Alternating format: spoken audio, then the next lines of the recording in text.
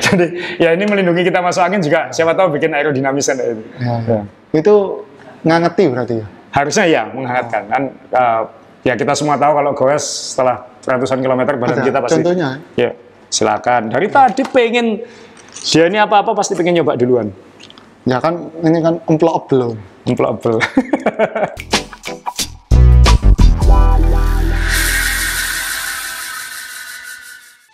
Baru, Antangin Habatus Sauda. Mengandung habatus sauda yang baik untuk tubuh dan bahan alam lainnya. Bantu pelihara daya tahan tubuh. Antangin Habatus Sauda.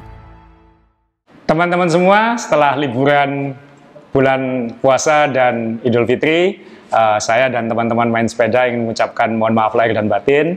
Mohon maaf apabila selama ini menyinggung perasaan cyclist-cyclist yang kita sindir.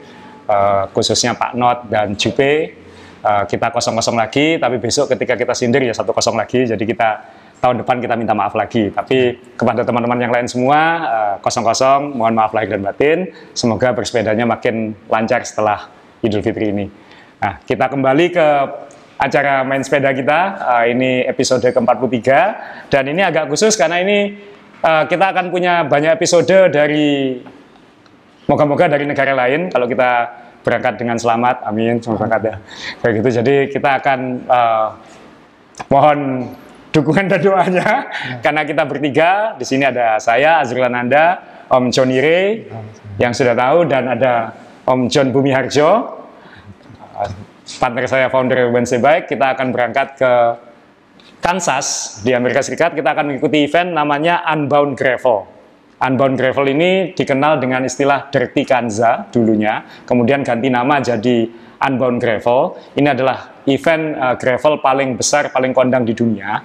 Kita sudah menantikan ini sekitar 3 tahun sebenarnya, karena kita sudah lama pengen ikut, tapi karena memang untuk ikut itu butuh semacam lotre. Kita baru diterima di akhir 2019 ya. Kita baru diterima pendaftarannya akhir 2019 untuk ikut tahun 2020. Tapi kemudian tahun 2020 kena pandemi. Jadi eventnya sempat ditunda dari Juni ke September, tapi kemudian akhirnya dibatalkan dan digeser ke 2021, dan tahun ini akan diselenggarakan. Jadi kita akan mengikutinya. Om John Bumiharjo dan saya akan mengikuti event yang 200 mile. 200 mile itu 320 km. Presisinya 300 km. Presisinya adalah 206 mile, dan itu berarti 322 km. Dan itu event ini dikenal sebagai self support. Om Ray juga akan ikut, tapi Om Ray akan ikut yang 100 mile. Itu juga jaraknya juga tidak sedikit. 100 mile itu masih di atas 160 kilo. Karena dia pengen lihat-lihat orang di Kansas kayaknya. Dia diajak ikut yang 200 mile, nggak mau ikut. Ya, nanti tak jelaskan. Nanti dijelaskan ya. Saya jelaskan. Kemudian ini event sangat terkenal karena pembalap Pro Tour, World Tour dunia juga ikut turun bergabung dengan kita ini. Jadi ya kita pasti kalah jauh, tapi pasti akan jadi pengalaman menyenangkan. Kita disuruh download buku regulasinya ini, dan regulasinya ini sangat menarik karena itu hari pertama suruh pakai topi dari Raffia itu bukan? Bukan. Pakai rospekan. Rospekan. Enggak. Jadi biasanya kalau kita kan pengalaman bikin event ya di Indonesia ya, dan di Indonesia ini kan pesertanya manja gitu. Saya sering bikin event, ada yang tanya, kalau hujan bagaimana ya? Kalau hujan jangan hobi sepeda kayak gitu kan ya. Nah, orang-orang seperti itu saya bayangkan kalau disuruh ikut event seperti ini kan nggak gampang ya, Om John. Ini misalnya regulasi nomor 1 adalah you are responsible for you. Jadi kamu bertanggung jawab atas dirimu sendiri. Jadi nggak ada pertolongan. Jadi event, sponsor, penyelenggara, promotor, staff, dan orang lain tidak bertanggung jawab atas keselamatanmu dan kelangsungan hidupmu. Ini aturan nomor 1 ini. Yang aku padamu, nggak boleh. Itu bukan main sepeda, itu main hati namanya. Nah, terus, jadi benar-benar kita harus mandiri. Jadi kita juga ada banyak aturan di sini, tapi yang paling menarik memang poin nomor 1 itu. Jadi kita bertanggung jawab atas diri kita sendiri. Jadi ini event yang kita sudah. Ini kalau bannya gembos, kalau bannya semua harus ngurus sendiri, tidak boleh disupport, hanya boleh disupport di pit stop area. Hanya ada 2 pit stop area. Segitu panjang itu? Hanya ada 2 pit stop area. Katanya 4. Kalau kamu mau berhenti sendiri, tapi kan ya tinggal cari apa? Jadi sungai kalau kita berhenti, itu mesti bawa alat-alatnya sendiri juga? Ya nanti kan kita jelaskan bahwa di sepeda kan kita harus bawa sendiri semua kayak gitu. Kita harus benar-benar mandiri. Mandiri. Tidak ada Indomaret, tidak ada Alfamart, tidak ada toko kelontong. Kita benar-benar di dataran rumput dan bebatuan Kansas selama ratusan kilometer. Ya. Jadi saya sih nggak pakai, saya nggak pulang kampung. Saya dulu SMA-nya di Kansas, nggak nyangka ada event gede di situ. Cuman ternyata setelah kita ikut ini kan, terus terang yang pertama antusias pengen ikut Om John dan saya, karena kita pengalaman ikut event, ya Om Rin juga kita pengalaman ikut event-event dunia, ini korban. Kita pernah ngikut Goes, ngikuti Ruta Giro di Italia, Tour de France, Vuelta Espana, kemudian kita pernah ke medan jalan bebatuannya Paris-Roubaix, Tour of Flanders di Belgia, kita pernah semua. Dan Maratona Dolomiti itu event climbing Grand Fondo terbesar di dunia mungkin ya. Pesertanya 10.000 ya. 10.000 peserta waktu itu, dan Om John Bumiharjo ini finish peringkat 1.100, luar biasa. Saya 3.500. Om Ri ikut yang separuh sama, dia spesialis separuh kayak. Jadi waktu itu nanjak 7 gunung, dia 5. Karena jalannya sudah tutup. Jalannya sudah ditutup, berarti kena cut off time ya. Berarti yang rute panjangnya ya sudah nggak ada. Sudah nggak ada gitu ya. Di sana kejam, kalau misalnya kena cut off time, jalannya ditutup. Jadi memang nggak bisa ikut. Kalau di sini kan berantem dulu gitu. Dan cari ojek atau gandolan atau apa. Nah, ternyata setelah beberapa bulan ini kita latihan, dulu kita sudah mulai persiapan kemudian batal, sekarang beberapa bulan terakhir kita mulai fokus. Ternyata kan sangat beda ya ekspektasinya dengan saya sih. Ternyata kayak ada semacam dekonstruksi sih. Om John Bumiharjo mungkin bisa jelasin. Dulu ketika pertama daftar dengan saat ini mau berangkat, apa perbedaan utamanya? Ya dulu kita kan mikir untuk jertikan saya ini settingan sepeda bakal sama semua lah, bertiga. Dan ternyata yang terjadi ini semua setelah mencoba-coba, setelah latihan, setelah dipikir-pikir, akhirnya tiga-tiganya beda semua. Sebelum kita ngomong beda itu, sebelum kita ngomong soal sepakat untuk tidak sepakat itu, maksudnya dibandingkan dengan ikut event-event kayak Maratona atau apa gitu, kan sangat beda itu. Oh iya, sangat beda. Kalau dibandingkan sama event-event yang, ini kan off-road ya, jadi beda sekali sama yang road.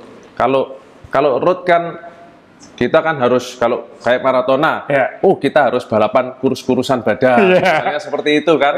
Yang penting kurus, pasti nanjaknya lebih enak. Terus kalau sepeda, ringan-ringanan sepeda kayak gitu. Nah kalau ini berbeda. Kalau ini tidak mementingkan berat, tetapi mementingkan power kaki.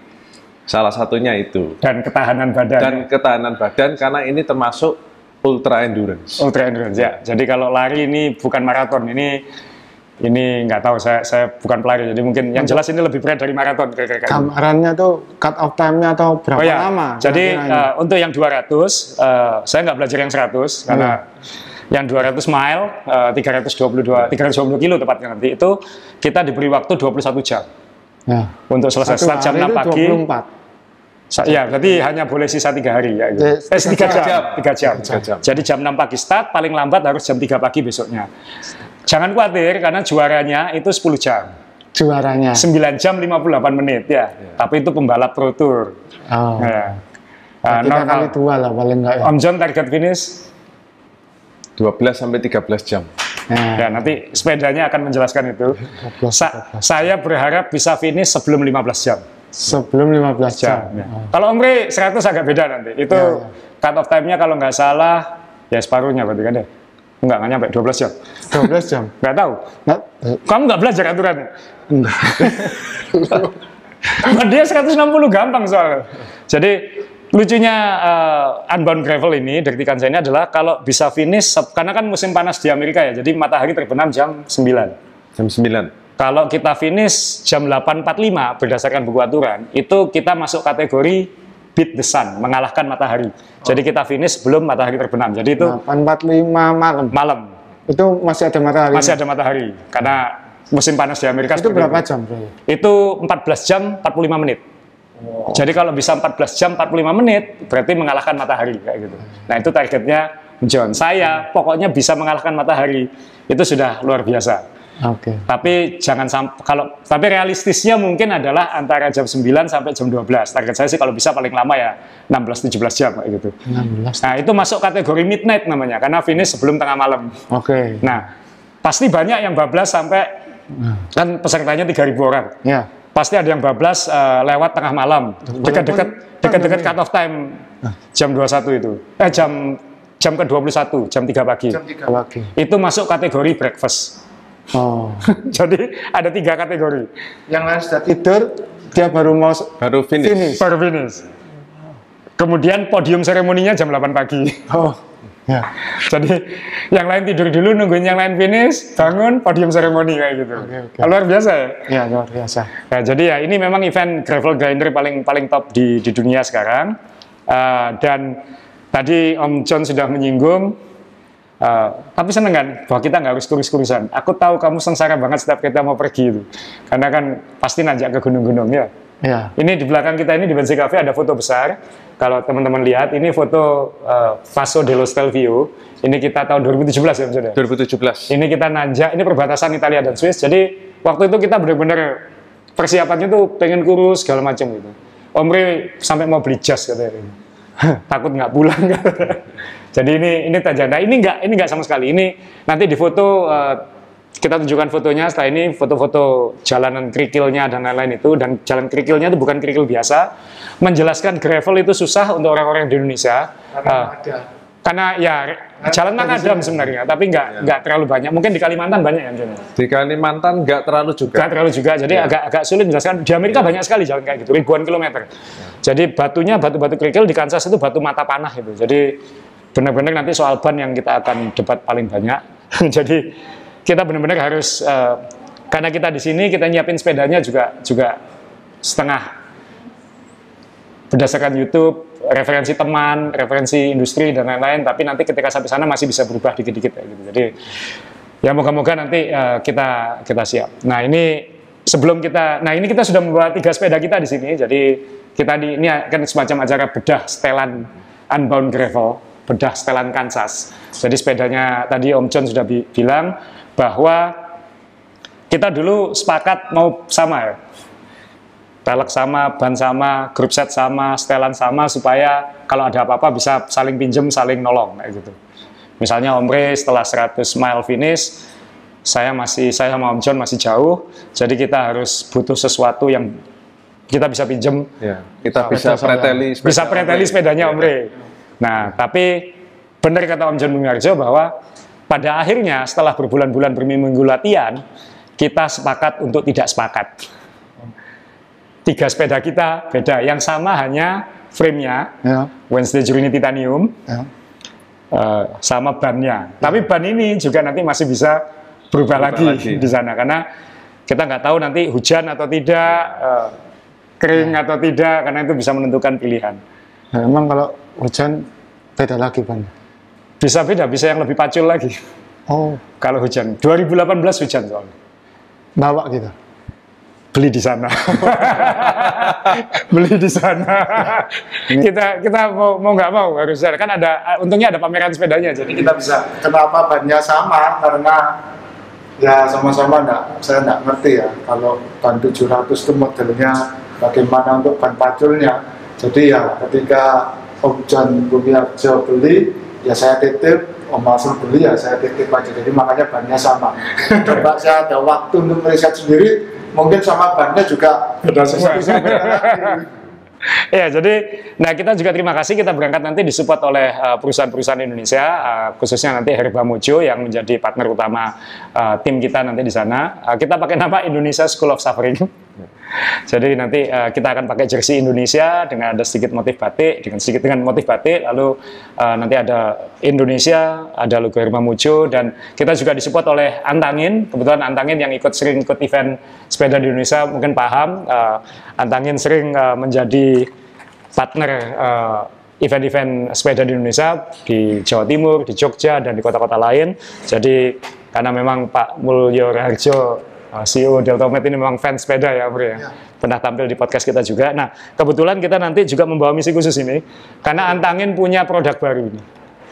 Namanya Antangin Habbatu Sauda. Tulisannya kan itu, Habbatu Sauda. Apa tuh? Jinten hitam. Boleh nyoba? Entar dulu. jelaskan dulu ini apa. Kamu itu apa-apa dimplok. Dia itu sudah siap mau tanya makan apa aja di Amerika gitu. Makan aman, kamu bisa porsinya orang sana kalah. Jadi antangin habatus sauda ini punya kandungan habatus sauda tadi, jinten hitam yang baik untuk meningkatkan daya tahan tubuh. Jadi penting juga buat kita ya, karena kita juga harus, kita persiapannya juga pasti buat ini. Dan jahe untuk mengobati masuk angin. Nah, Kansas itu terkenal angin. Jadi nanti kalau ngelawan angin, anginnya bisa 40-50 km per jam. Layangan. Jadi ya ini melindungi kita masuk angin juga, siapa tahu bikin aerodinamisnya itu. Ya. Itu ngangeti berarti ya? Harusnya ya, menghangatkan. Kan ya kita semua tahu kalau goes setelah ratusan kilometer badan kita pasti. Contohnya? Ya, silakan. Dari tadi pengen, dia ini apa-apa pasti pengen nyoba duluan. Ya kan, ini kan emploable. Kita semua namanya sekarang melihat Om Rey seperti kok ya namanya habatus sauda. Ya, ini katanya Anda berpahala. Berpahala namanya. Ya. Ada madunya juga. Oh, manis berarti. Ya enggak kentutan Om Rey. Dia enggak kentutan. Manis itu biasanya enggak cantik, manis. Oh gitu ya.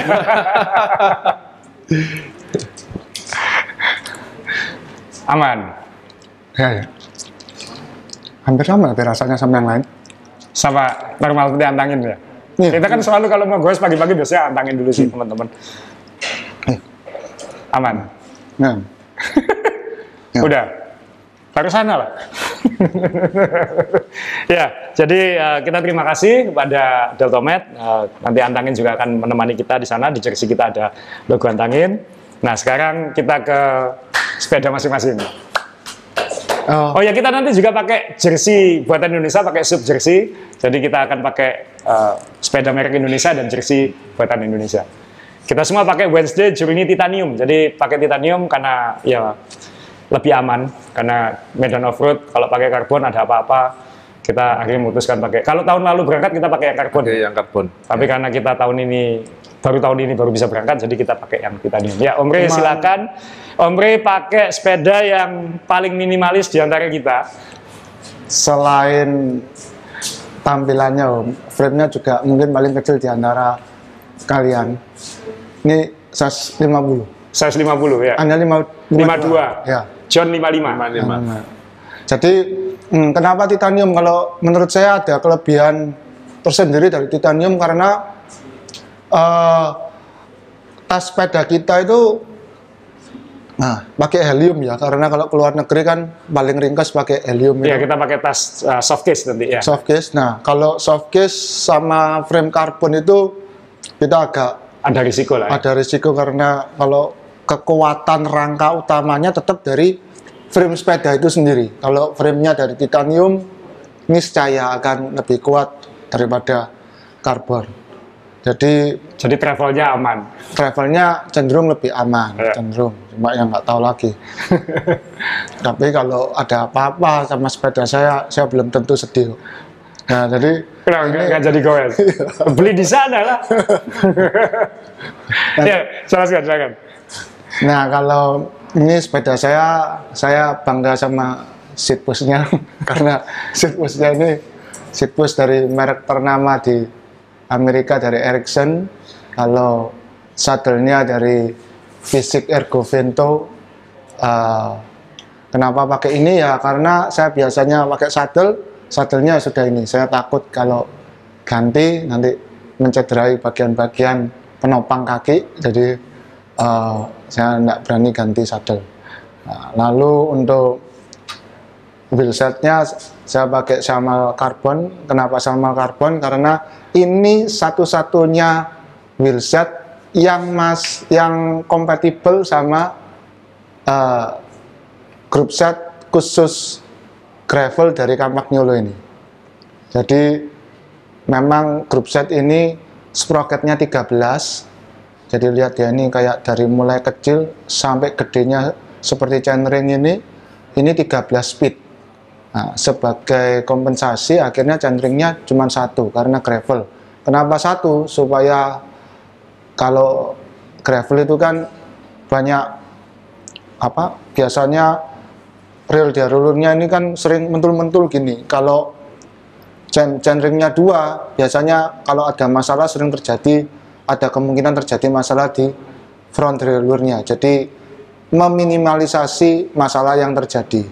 Nah ini saya lebih senang kan pakai, selera saya pakai kampak New Look. Jadi ini grup set spesial untuk gravel dari Kempi yang baru. Buktinya baru, ini masih ada stikernya. Nah, ini masih ada stikernya ini ya, kelihatan. Itu pakai chainring ukuran berapa? Ini chainring 44. 44 di depan, belakangnya sprocketnya? Oh, 942. 9442. Iya. Bukan 46 itu. Enggak, 42. 942. Bukunya ngomong 42 sih. Saya nggak lihat. Ya. Terus kalau untuk pedalnya saya pakai ini pedal lama saya, Crank Brothers Candy 11. Bottle cage-nya ini sponsorship dari Wednesday, saya nggak tahu tipenya. King Cage. King Cage. Nah, King Cage Steel ya. kenapa saya juga milih yang paling kecil, karena yang paling bisa rendah itu size ini. Kalau saya pilih size yang lebih besar, nah, badan saya kurang bisa nunduk. Bukan karena saya senang penundukan, karena kaki saya pendek, jadi nggak ketemu nanti posisi badan saya di atas sepeda. Gitu. Jadi saya milih sepeda yang lebih kecil dari yang biasanya. Kalau tinggi saya itu seharusnya 52 atau 54 malah. Iya. Saya pakai yang dikecilkan 50. Kenapa sisa atasnya masih banyak? Karena waktu itu masih men-setting sepeda ini masih bingung. Mau dibikin nyaman atau dimiripkan dengan road bike saya. Akhirnya saya milih untuk dimiripkan dengan road bike saya. Akhirnya mentok ke top tube-nya ini, ke headsetnya maksud saya. Stemnya ini panjangnya 12, untuk mengimbangi pendeknya top tube, jadi stemnya 12. Handlebarnya memang handlebar gravel, tapi tidak yang terlalu lebar, jadi ya keluar sedikit aja. Karena cuman single chainring, shifternya cuman ada di kanan aja. Nah, seperti ini. Cuman ada di kanan, jadi kirinya bersih. Untuk rem saya masih mengikuti orang Inggris, jadi kanan depan, kiri belakang. Itu settingan saya. Beda dengan normal di Indonesia ya. Beda. Soalnya ini kalau pindah ke sepeda motor lebih gampang. Kan remnya sepeda motor kanan depan. Ya. Kalau Om Ray nanti nggak pakai saddlebag ya Om Ray? Iya, ini kok nggak ada saddlebagnya? Ini kan kalau event gravel grinder kan sangunya banyak. Kamu kan sangunya biasanya banyak. Emang cukup kantongmu? Nah ini, saya nggak tahu harus bawa apa. Nanti kalau beli, nanti saya minta sponsor belikan di sana. Lebih bagus-bagus kan. Jadi dia mau beli di sana. Jadi karena pilihannya memang lebih banyak dan nanti mungkin lebih sesuai ya, benar sih. Pinter dia. Alasan dia mau belanja nanti. Ya, jadi karena pakai bannya, jelaskan kan nanti bannya kan kita saat ini masih sama. Ini bannya Maxxis Rambler ini. Ya. 700 kali 40 C. 40 mm ya? Ya, ini pernah saya coba di aspal. Jalan 25 aja capeknya setengah mati. Ya, karena itu juga saya akhirnya mantap untuk memilih rute 100 mile. Karena saya tidak bisa bayangkan naik ban ini 200 mile itu gimana rasanya. Kan nanti nggak di aspal. Justru itu lebih lagi, yang aspal aja susah, apalagi nggak aspal. Ya, jadi ini setelannya Om Ray. Ini Om John, saya lihat ada satu dia yang nggak sama kayak kita. Apa itu? Dia nggak pakai power meter. Oh iya, Oh iya. nggak perlu. Kenapa? Ya ngapain? Om tinggal diengkol aja. Ya, cuma 160 soalnya ya. 160 Nah, kan kilo. kalau sekarang power meter gunanya apa dulu? Untuk ngukur energi. Kalau energinya habis, apa yang harus Ya kita lakukan? minimal mengantisipasi energinya, jangan berlebihan. Kalau saya gampang, sediakan makan yang banyak. Jadi energi, kalau energinya habis sama dengan lapar. Ya, kan? Nah, kalau mobil tangkinya habis kan petunjuknya ada lampunya itu ya. Iya. Kalau kita kan bunyi kerak-kerak gitu ya. Lalu saatnya ngambil sangu ya toh.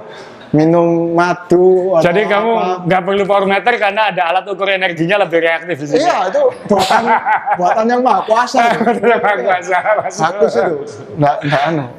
Tapi jangan kaget kalau nanti di sana beli power meter sebenarnya kayak gitu. Nah, itu bisa jadi kan titipan orang. Nah, Belum tentu buat saya itu. jadi ini setelan ombre lebih paling root di antara kita semua ya. Paling root di antara kita semua, tapi ya kita nanti akan lihat soal ban di sana. Iya. Ya, geser ke saya. Nanti yang terakhir Om John Bumiarjo karena setelan dia paling ekstrim karena dia ngejar waktunya lebih spesifik tadi 12 jam, 13 jam dan itu dia akan ikut setelan yang lebih pro. Nah, kalau saya waktu mau berangkat saya latihan kita berkali-kali latihan 200-300 km sudah dalam beberapa minggu terakhir sebagai persiapan dan saya sempat gonta-ganti grup set juga setelan khususnya karena di Dirty Kanza di Unbound Gravel itu ada dua aliran grup set, ada yang pakai single chainring seperti Om Ray tadi untuk meminimalisasi masalah pada FD, pada front derailleur karena kalau kena batu atau kena lumpur atau kena apa yang masalah biasanya di situ, jadi mereka supaya tidak masalah pakai single chainring. Ada yang bilang juga bahwa kalau alirannya dari MTB, gravel itu kan ini MTB, ini road, dia semua tengah-tengahnya gitu. Kalau yang dari MTB dia akan milih single chainring kayak MTB karena dia sudah terbiasa dengan perbedaan cadence yang agak jauh antara satu gear dengan yang lain. Nah, saya datang dari sisi road dan saya road ortodok saya nyebutnya, saya road garis keras kayak gitu.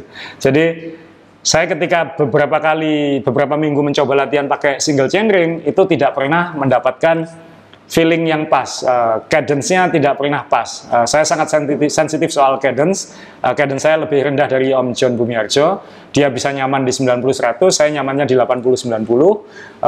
Jadi setelah pertimbangan berat, akhirnya saya putuskan saya ganti lagi ke double chainring. Jadi ini sepedanya Wednesday Journey Titanium sama seperti Om Ray. Saya pakai size 52, benar, satu ukuran lebih besar dari Om Ray, sedikit lebih besar.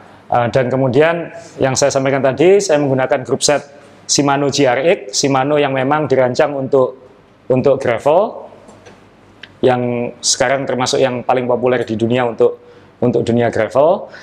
Dan ini double chainring, jadi GRX double chainringnya adalah yang luar yang besar 48 gigi, yang kecil 31, jadi lebih kecil dari road normal. Road kan biasanya 50-34, 5236, 5339, ini enggak, ini 4831. Kemudian sprocket belakangnya Om Ray tadi karena dia single chainring, jadi belakangnya harus lebih besar. Saya pakai mirip dengan road, saya pakai 1132. Jadi paling kecilnya 11, paling besar 32. Sempat ada opsi pakai 34 di belakang, tapi sekali lagi semakin besar sprocket yang paling besar itu jarak antara gearnya makin tinggi dan itu masalah saya. Jadi saya memutuskan ya 1132 aja, toh itu sudah lebih dari 1:1 kalau kecil ketemu besar. Jadi saya memutuskan pakai 1132 di belakang, GRX double chainring. Untuk mensiasati power meternya, kemarin sempat galau karena tidak ada power meter yang cocok untuk GRX double. Karena sepeda gravel itu kan untuk mengakomodasi ban yang lebar, chainstay-nya itu melebar, jadi power meter selalu menghantam chainstay kalau power meter yang normal di crank. Nah, untungnya beberapa minggu sebelum berangkat ini di launching power meter baru, Garmin merilis power meter pedal baru, ini Garmin Rally, ini yang XC200 yang dua sisi, ngitung dua kaki, ini khusus untuk MTB, jadi pakai sepatu off-road. Jadi untung ada pedal ini, jadi memudahkan keputusan saya untuk pindah ke double chainring. Jadi ini power meter yang saya pakai, ya Om Ray mungkin perutnya gampang diisi, saya termasuk susah makan kalau di sepeda. Bagian saya belum datang ya? Hah? Katanya kamu mau beli di sana nanti. Kan Garmin perusahaan Kansas loh, jadi nanti tempatnya di sana loh nanti. Oh, ya, kamu bisa beli nanti di sana. Saya nunggu giveaway aja. Jadi ini pedal power meter, saya butuh power meter karena saat latihan, gowes 300 kilo itu beda dengan 50 atau 100 kilo. Kita harus benar-benar bisa memanage berapa daya yang kita keluarkan. Misalnya FTP saya kan nanggung, saya 250. saya 256, jadi sekitar 250. Jadi saya selalu mencoba menjaga tidak lebih dari 80%. Jadi kalau saya bisa manage menahan di 80% dari FTP, itu saya tidak akan habis. Itu jadi target saya kayak gitu. Kenapa saya butuh power meter, supaya saya punya angka presisi bisa seperti apa. Om John Bumiharjo FTP-nya 300, jadi dia lebih mudah mengatasi defisit powernya single chain ring. Saya punya masalah masih, jadi saya akan menggunakan power meter untuk saya akan disiplin dengan power saya. Saya akan disiplin dengan power saya, misalnya saya akan membatasi tidak boleh lebih dari 220 misalnya kayak gitu selama perjalanan, kecuali ketika melewati tanjakan-tanjakan demi kelangsungan finishnya, karena target saya tetap saya berharap bisa finish sebelum matahari terbenam. Kemudian saya juga punya opsi di belakang sama dengan Om John ini, saya pakai wheelset NV G23 G23. Ini wheelset NV khusus untuk gravel. Kenapa namanya G23? G-nya gravel, 23-nya adalah bagian dalamnya tempat ban terpasang itu 23 mili. Jadi dia untuk ban yang lebar, ban bisa duduk lebih baik. Jadi memang ini dirancang untuk gravel. Jadi ini wheelset yang mungkin paling populer nanti di sana yang dipakai pembalap-pembalap profesional. Dan saya kira saat latihan juga ini juga sangat ringan, jadi membantu mengkompensasi berat yang saya bawa. Jadi NVG G series ini G23, bannya sama dengan tadi yang dipakai Om Ray, Maxxis Rambler Silk 40 mm. Jadi masih ban pacul, setengah pacul sebenarnya, ini bukan yang paling ekstrim sebenarnya, tapi benar saya ketika latihan beberapa kali pakai ban 40, tapi ban 40 yang masih banyak untuk road. Ketika pakai yang ini memang terasa wattnya butuh lebih banyak watt. Mungkin catatan yang khusus unik, nanti Om John juga akan lihat sepedanya juga akan menggunakan rotor yang berbeda. Pemakai disc brake mungkin akan merasakan masalah paling utama pakai disc brake itu kan rotor remnya ini lentur dan gampang bunyi ya, ngik ketika direm, lalu ketika dipakai, apalagi kalau kita nanti di medan yang sangat berat. Jadi pengalaman kita memutuskan untuk memakai rotor yang lebih kuat. Jadi bukan rotor kita tidak mengutamakan ringan, jadi kita tidak memakai milik Shimano. Saya kebetulan memakai merek Prime dari Inggris, lebih kaku, lebih kuat, dan saya saat latihan 300 kilo, 200 kilo, alhamdulillah nggak ada masalah dengan gesekan rem.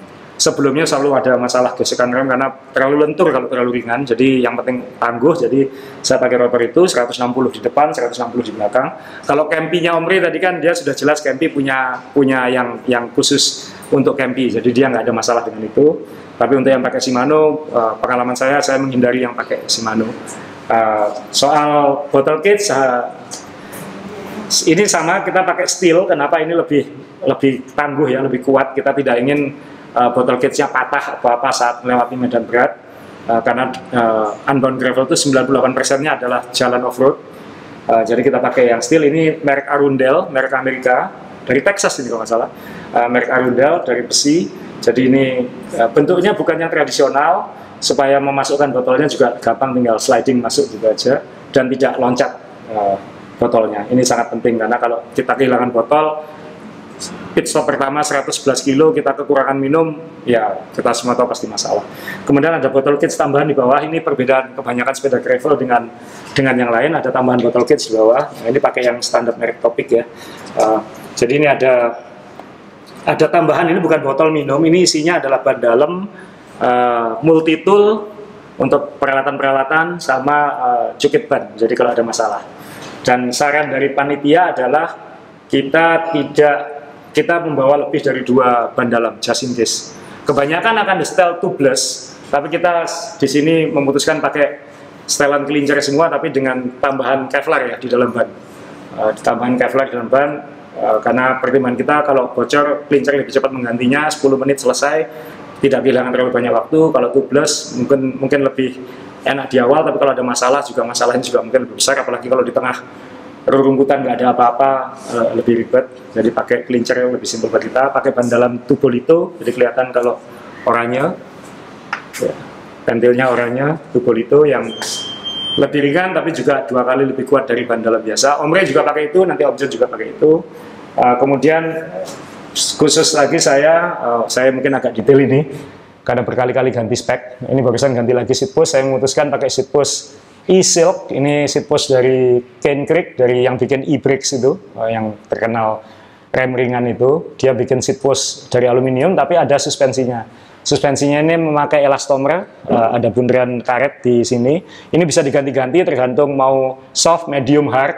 Jadi menyesuaikan berat badan kita. Saya pakai medium karena berat badan saya sekitar 75 kg di sini. Kemudian kenapa ini fungsinya untuk kenyamanan karena 322 km kita sebisa mungkin, senyaman mungkin lah.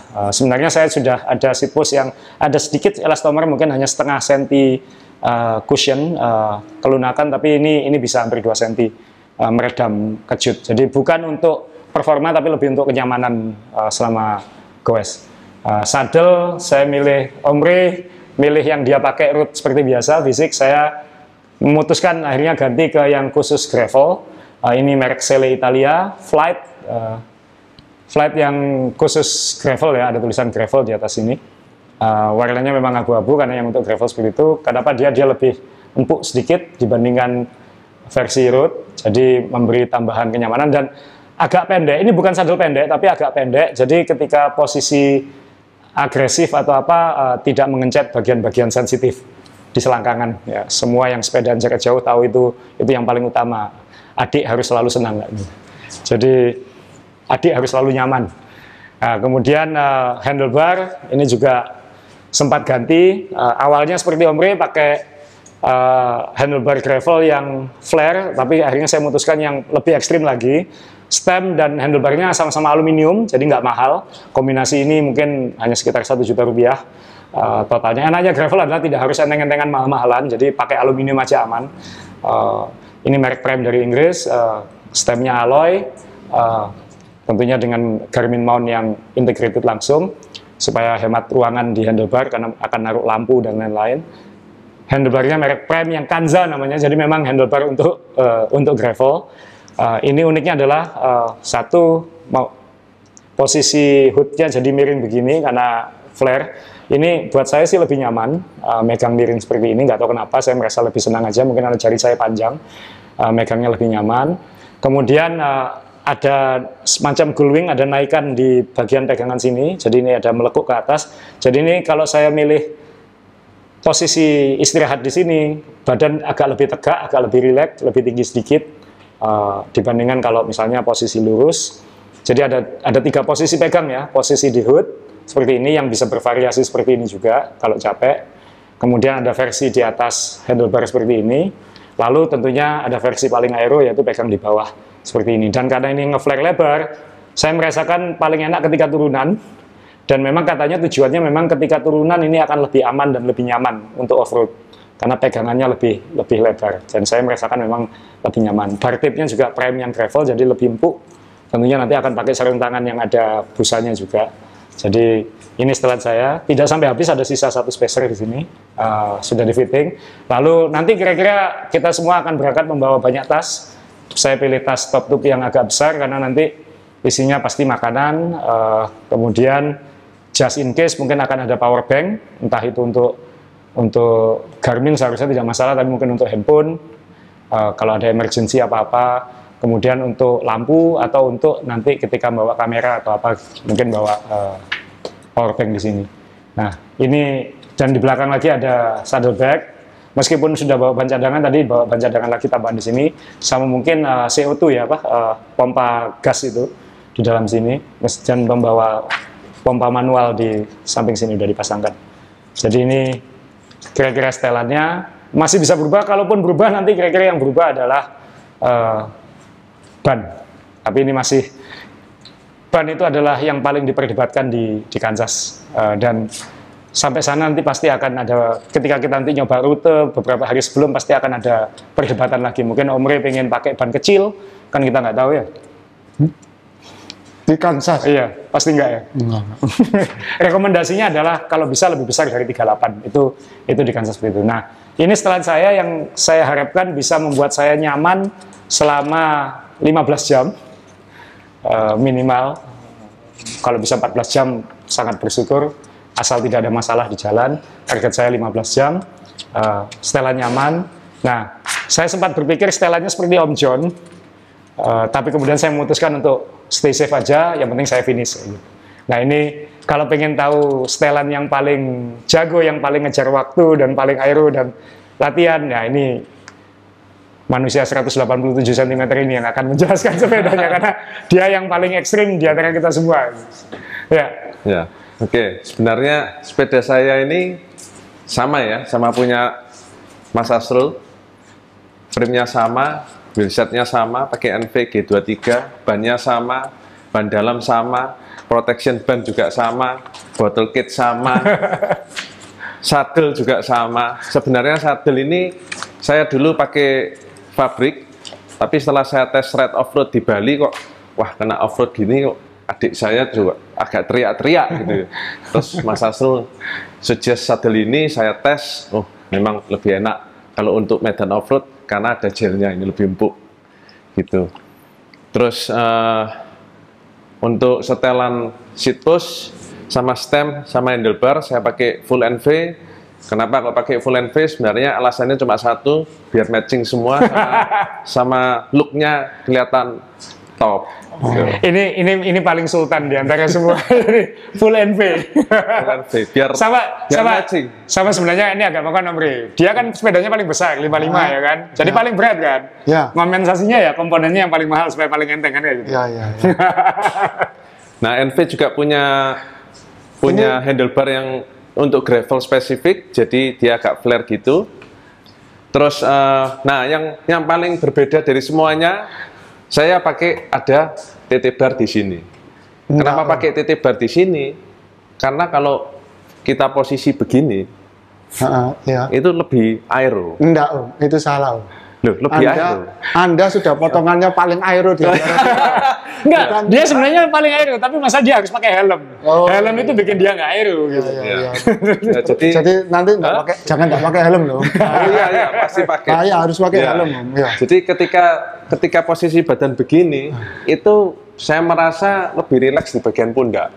Jadi lebih rileks di pundak, terus anginnya juga tidak sekencang kalau kita posisi di atas. Dan kalau saya lihat dari tes sebelumnya itu, wattnya juga lebih kecil waktu kita posisi di sini. Wah, CC kebahas. Gitu. Nah, terus kenapa kok saya pilih tipe yang begini? Ini TT bar ini ada macam-macam.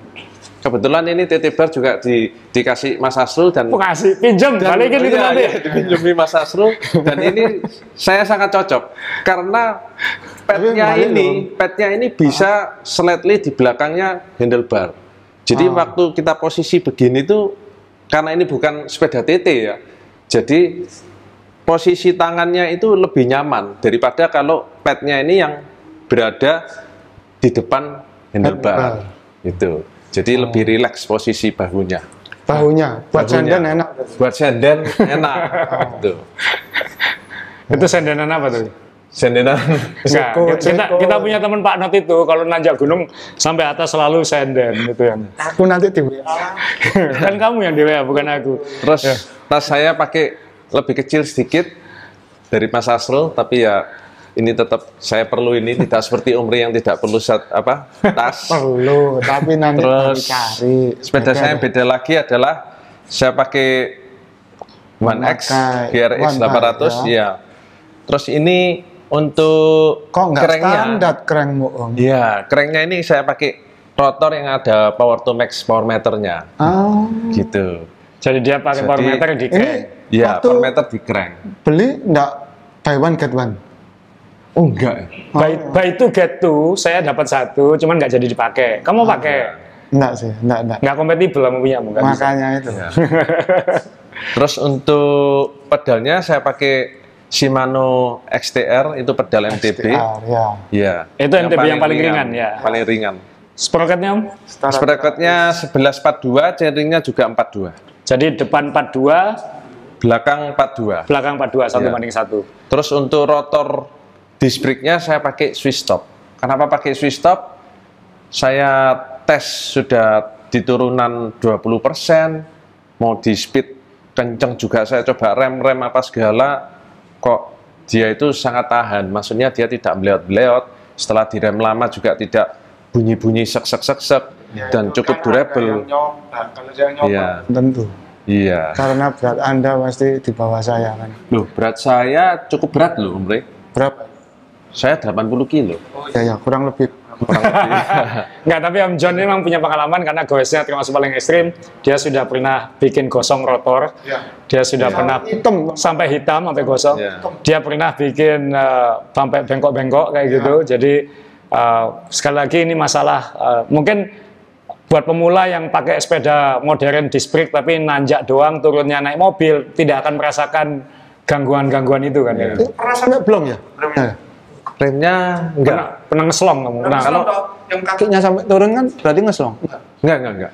Oh. Kalau ngeslong enggak, tapi kalau ininya powernya berkurang waktu rem itu iya, pernah dulu. Jadi di rem sampai powernya Jadi ininya bener-bener sampai ininya Full? sampai full habis gitu. Ya. Tapi tetap ngerem, tapi ngeremnya kurang tetap cakep. jalan. Tetap untungnya karena ada rem depan lagi. Ini kan rem belakang. Saya kan Ya. kanan belakang, Ya. kiri depan. ya, Jadi belakangnya habis, ya depannya untungnya depannya tidak ngeslong. Jadi masih itu bisa ngerem. masalah-masalah pecinta ring brake Ya. tidak mengalami. Ya. Kita kan termasuk pecinta ring brake sebenarnya. Betul. Tapi untuk off-road kan kita mau nggak mau harus pakai Remnya disc nggak brake. ngalamin gitu, tahu-tahu bersatnya yang pecah. Tahu-tahu bersatnya yang pecah. Nah, Om John kan Ya. waktu saya sempat berminggu-minggu latihan pakai single chain ring ini, depan 42, belakang 42. Setelan kita kan awalnya sama. Ya. Kemudian masalahnya kan, masalahnya adalah gap antara gear ini. Jadi kan antara satu gear dengan yang lain tuh bisa 15 sampai 20 RPM. Jadi kerasa berat dan itu nggak nyaman. Anda nggak masalah itu? Saya tes ratusan kilometer nggak masalah. Ya, nggak masalah.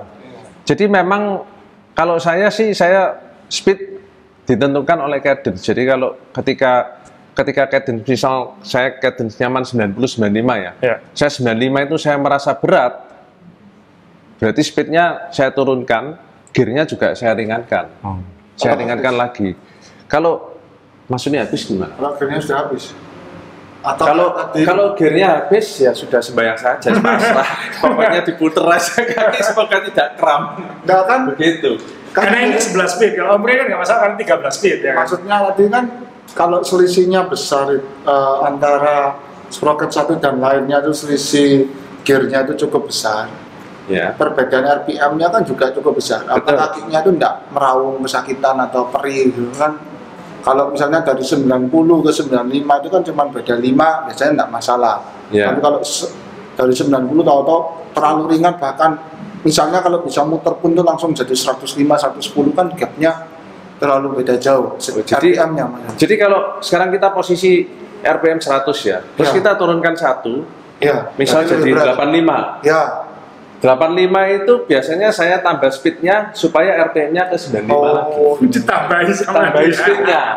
Kalau speednya tidak bisa ditambahi, lebih baik ke cadence 95 tadi, tapi speednya dikurangi. Oh iya. Jadi cadence yang menentukan speed. Ya. Itu Dan kalau memang saya. ini yang kita kalibrasi ulang ya Om John ya, karena ketika Iya. nanti ke Kansas saya juga bayangkan waktu latihan kemarin 300 kilo itu adalah ya nggak boleh nafsu gitu, kita nggak bisa, jangan dihabiskan di awal. Jadi Betul. ya saya disiplin di 180 sampai 220 watt itu ternyata ya bikin panjang umur. Panjang umur kaki. Panjang ya kakinya aman gitu, nggak masalah kan, kata kamu kan boleh kalah kaki asal jangan kram ya kan, yang paling takuti nanti adalah kram. Nah tapi nanti kan itu soal nutrisi, nanti kita sebelum event di Kansas kita akan bikin, jadi nanti kita rencananya nanti sebelum kita apa namanya event, kita akan duduk semeja, nanti kita akan buka kartu, Om John, saya, Om Rey duduk, besok kamu bawa apa, final setelannya seperti apa setelah ada di sana lebih dari perubahan seminggu. apa enggak? Ada perubahan atau tidak, dan yang paling penting yang nanti mungkin buat pelajaran buat yang kita ingin sharing ke teman-teman di Indonesia adalah makanan apa aja yang kita bawa. Oh. Itu yang strategi makannya seperti apa. Kan kita nanti sudah lebih familiar dengan medannya, kita tahu cuacanya seperti apa, panas atau tidak. Burger.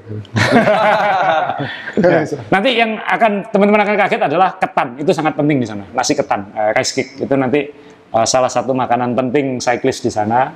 Kita akan sharing di sana. Ternyata ketan yang kita makan biasanya itu di sana juga dipakai oleh pembalap-pembalap profesional. Termasuk tim Ineos, tim Sky itu juga terkenal suka bawa ketan. Nah, tapi nanti kita akan sharing di sana. Jadi apa saja yang kita bawa, strateginya seperti apa. Lalu kita akan ada video lagi nanti. Video Om John dan saya yang 200 mile, lalu ada video Om Ray yang 100 mile. Jadi kita akan sharing semua, termasuk nanti kita berbagi cerita selama di sana. Kan kira-kira kayak gitu kan? Ya, yang penting semoga nanti perjalanan kita selamat, aman, lancar. Sampai dulu ya. Kemudian nanti kita akan update situasi kita dari sana. Jadi ya teman-teman terima kasih yang sudah ngikuti. Ya, moga-moga apa yang kita alami di sini juga bisa dijadikan pelajaran ketika merakit sepeda gravel, karena kayaknya belakangan mulai ada gurauan di grup kita bahwa semua akan gravel pada waktunya itu. Ya. Dulu saya sering bilang beberapa tahun yang lalu bahwa semua akan road pada waktunya. Tapi sekarang ngomongannya adalah semua akan gravel pada waktunya, karena ini MTB, ini road, ini semuanya gravel. Ya, di antaranya itu. Di antaranya ini. Nah, ini yang kita akan tunjukkan kenapa di Amerika gravel itu begitu hebat. Jadi ya terima kasih sudah mengikuti. Sekali lagi mohon maaf lahir batin dari kami semua dan seluruh kru main sepeda. Dan semoga nanti bisa menikmati kita bisa melihat Om Ray beraksi di Kansas, Om John dan saya moga-moga Om John pasti finish on time, saya moga-moga bisa finish sebelum matahari terbenam. Jadi, faktor X-nya banyak ini. Faktor X-nya banyak. Ngeri. Jadi banyak yang bilang adalah kamu persiap kayak apa aja, tapi kalau nasibnya bilang, jadi ya kita nggak tahu. Kalau saya lihat-lihat di YouTube itu katanya nomor satu yang paling penting itu faktor luck. Faktor luck, faktor keberuntungan. Ya. Jadi ya ada nggak? Ini ada cerita pembalap kan tim-tim profesional juga ikut. Trek Segafredo akan ikut. Kemudian Movistar akan menurunkan tim juga di sini. Kemudian Pinarello bikin tim khusus untuk ini, namanya Scuderia Pinarello kayak gitu. Mau mengambil juara-juara tahun lama digabungkan nama tim itu. Jadi kita nanti akan satu medan dengan pembalap-pembalap pro. Cuman kita nggak akan ketemu, start mereka udah hilang. Finish mereka sudah pulang. Tapi tetap pernah bareng. Pernah bareng di tempat yang sama ya. Di start itu. Jadi kalau baca peserta, World Tour. Johnny Ray, ya itu ya. kan minimal pernah satu medannya. Ya, pembalap nasional kita belum tentu kan ya gitu ya. Jadi ya nanti itu sharing kita. Om John mungkin ada yang ingin disampaikan target khusus saat di Kansas, ekspektasi apa, harapan apa?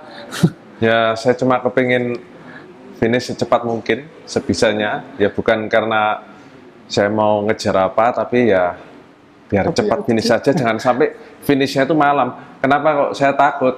Karena saya ini kalau saya pernah merasakan di Kalimantan itu gowes di tengah-tengah hutan sendirian tanpa lampu satupun. Wah itu mencekam, pikirannya macam-macam. Ada gondoruo, ada apa, sudah takut semua sudah. Nah kalau di Amerika adanya Annabelle, apalagi Jigsaw.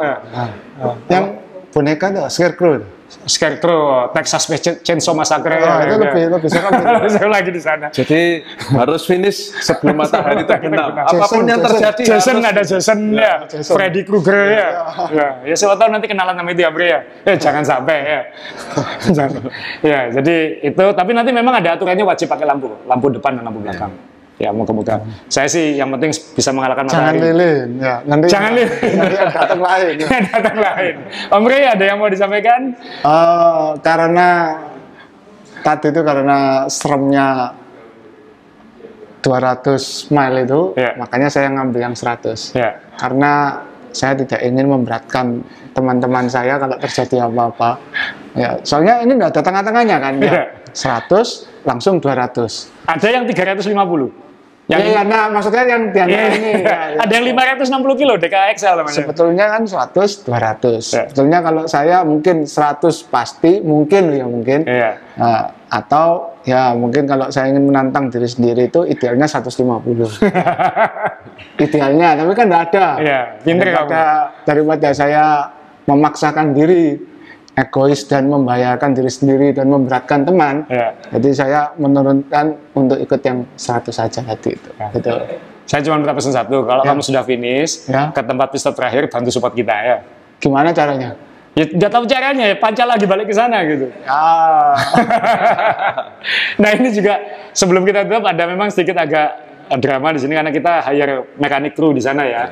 Aturannya memang kita harus support diri kita sendiri. Mekanik hanya boleh membantu di pit area. Hanya ada 2 pit area. Bayangkan 322 kilo hanya ada 2 pit area plus 1 water station hanya untuk isi air. Jadi pit stop pertama itu kilometer 111. Jadi 111 kilo tanpa stop. Pit stop kedua itu kilometer 256.